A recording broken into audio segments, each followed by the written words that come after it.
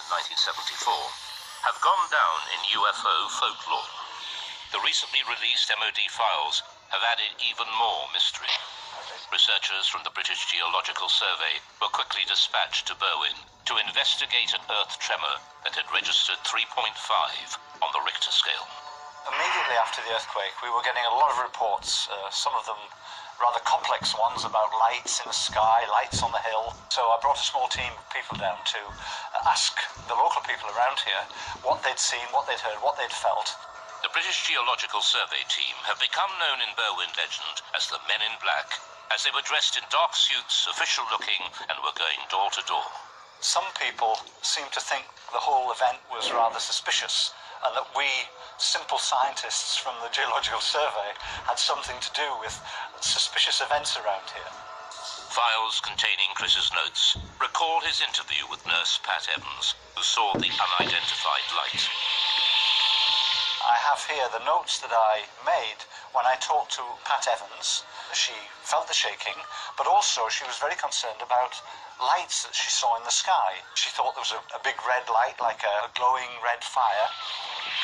This is a copy of one of the maps that we, with our team, used when we were going around the area talking to people, and we were able therefore to put on the map exactly where we got that interview from, and therefore exactly what that person saw, heard and felt.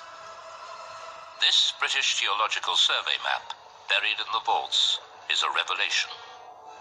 It shows the anomalous lights seen by Pat Evans and Hugh Lloyd.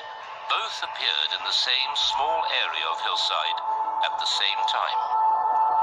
Ufologist Andy Roberts returns to the same spot on the mountainside where Pat and her daughters saw the UFO, and where Pat Evans told her story to Andy Roberts in 1998. When I brought Pat Evans up onto this mountain road in 1998 and she told me her story then, I photographed her, and the photograph that I took showed her pointing to where she saw what she saw in 1974, and judging by this photograph, she was pointing over there, and which we know is where the police and farmers were searching that night. Pat Evans was on the Llangannock to Welshpool Road, which is just beyond the forestry there. So if she was there, she probably saw the same lights as we saw. You know, because it's dead in line. I'm sure, I'm really positive that's the same lights as she saw. The recent files show the MOD's explanation for the sudden explosion and mysterious lights. Subsequent search of the hillsides in question revealed no sign of impact, however. The Meteorological Office considered that these sightings could have been occasioned by a bolide, that is to say a meteor, which enters the Earth's atmosphere and burns up before reaching the ground. A private investigation done on behalf of the British Astronomical Society concluded, however, that the meteor may in fact have disintegrated over Manchester, and that its appearance was preceded at 8:30 p.m. by an earth tremor in the Berwyn Mountains, with which it has no connection. So they were saying again, these are two things that happened coincidentally on the same night. You've got a meteor burning up in the atmosphere, and also you've got an earth tremor. So is this incredible coincidence, two separate natural phenomena, a meteor shower and an earthquake happening simultaneously, in itself a complete answer to the mystery? Many UFO believers think not.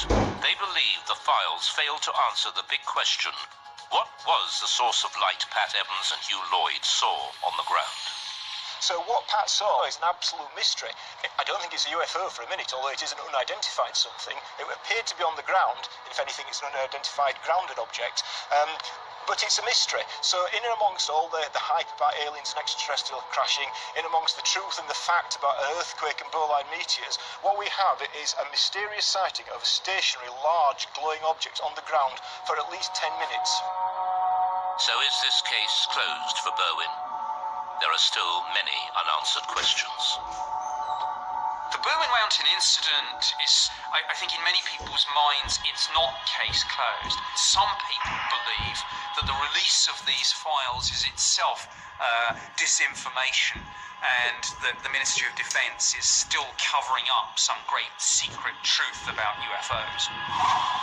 The MOD has agreed to release all the UFO files over time.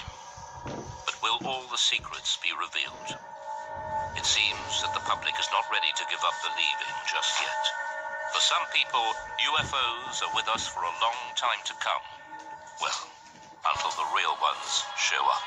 Some people suggest that this drip feeding of information to the public about UFOs is getting people ready for the day when it is announced that actually these things are real.